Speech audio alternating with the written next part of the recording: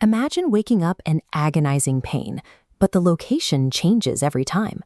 For 10 years, this patient has suffered severe shifting joint pain, migratory gout, that jumps from the foot to the wrist to the knee, resisting standard medical treatments. During a debilitating flare-up, the patient's lab results showed a blood serum uric acid level of 5.5 milligrams per deciliter. By all standard rheumatology metrics, that is comfortably within the normal range. His blood looked clear, yet his ankle was on fire. The environment surrounding the attack adds another layer of confusion. Just weeks earlier, while working under high stress in California and eating a diet of burgers and heavy meats, the patient was completely symptom-free. Yet shortly after returning to Hawaii to relax and switching to a diet of home-cooked meals and chicken, he suffered a crippling flare-up.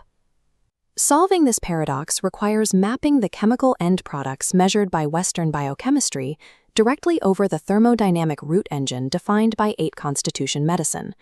The first roadblock is the laboratory data itself. Standard diagnostic logic assumes a normal blood uric acid test rules out an active attack, but this misses a phenomenon called the acute phase drop. Here, a blood vessel sits next to a joint space. During massive localized inflammation, the body releases cortisol, forcibly purging uric acid out of the bloodstream.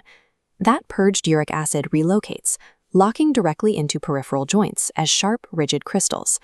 Taking a blood draw 5 days into a severe attack will naturally reveal a low or normal uric acid concentration. The test accurately reads the blood, but it misses the localized joint trauma. The patient's blood test appeared healthy, specifically because the attack was happening. The pain-causing crystals had already migrated from the blood and into the tissue. To understand the origin of those crystals, we have to look back at the month preceding the Hawaii trip. For 30 days, the patient consumed large quantities of pastries and candy daily. The primary trigger in those treats was the massive load of high-fructose corn syrup and sucrose. This is a cellular model of a human liver. Fructose, unlike glucose, can only be metabolized by the liver. As a massive wave of fructose floods in, the organ works overtime, rapidly draining its supply of cellular energy, or ATP. As the liver scrambles to recover that lost energy, it creates a byproduct called adenine. Adenine converts directly into uric acid, turning the liver into an internal factory for the substance.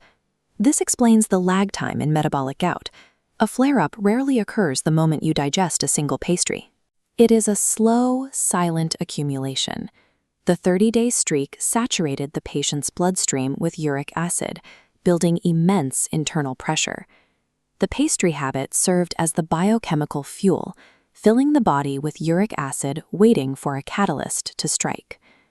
We also have to address why the patient's switch from burgers in California to chicken in Hawaii precipitated a medical crisis.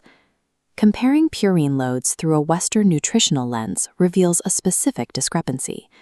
Lean sirloin contains roughly 110 milligrams per 100 grams, while chicken breast jumps to 175.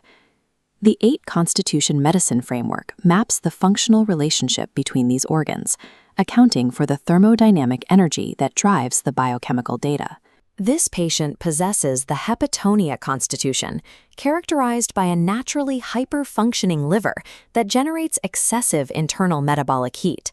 When that liver heat becomes too aggressive, it suppresses the naturally weak large intestine. This specific imbalance manifests as migrating systemic joint inflammation. Analyzed through this thermodynamic lens, heavy red meat requires an immense amount of bile and metabolic energy to digest. This creates the anchor effect. Digesting beef forces the hyperactive liver to divert its energy into digestion, burning off excess heat and cooling the organ. Chicken has an opposite energetic profile. It is classified as a metabolically light, mobile, and warming food.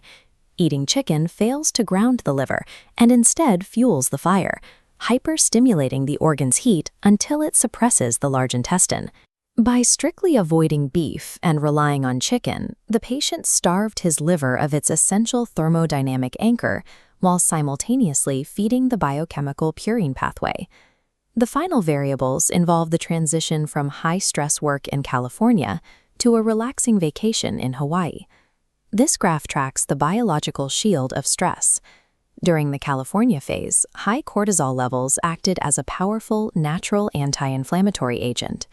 When the patient began relaxing, the body experienced a post-stress letdown effect, causing cortisol levels to plummet. This crash stripped away his natural immune defense, leaving his uric acid-saturated joints vulnerable. The immediate physical catalyst arrived during a 45-minute barefoot walk on the beach. Walking barefoot on shifting beach sand creates significant mechanical friction and structural microtrauma deep inside the ankle and knee joints. This was compounded by subtle, unnoticed dehydration from the Hawaiian sun and ocean breeze. As dehydration sets in, blood volume drops, concentrating the uric acid levels in the bloodstream.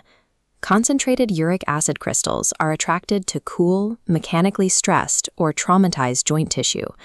The beach walk was the mechanical spark needed to snap the accumulated uric acid load out of the blood and into the traumatized ankle joint.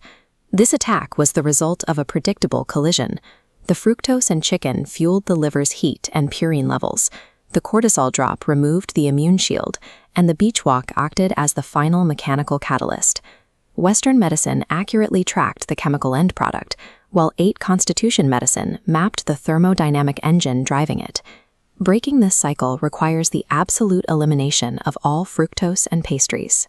Removing fructose provides immediate relief to the liver, shutting off the internal generation of new uric acid. The patient must also stop eating chicken and reintroduce high-quality beef as his primary protein. For a hepatonia constitution, heavy beef is required to thermodynamically anchor and cool the hyperactive liver. Finally, he must implement aggressive hydration during outdoor activities and adhere to this constitutional diet when transitioning out of high-stress periods. Lasting resolution for therapy-resistant systemic illness is found by integrating the microbiochemistry of the joint with the macrothermodynamics of the liver.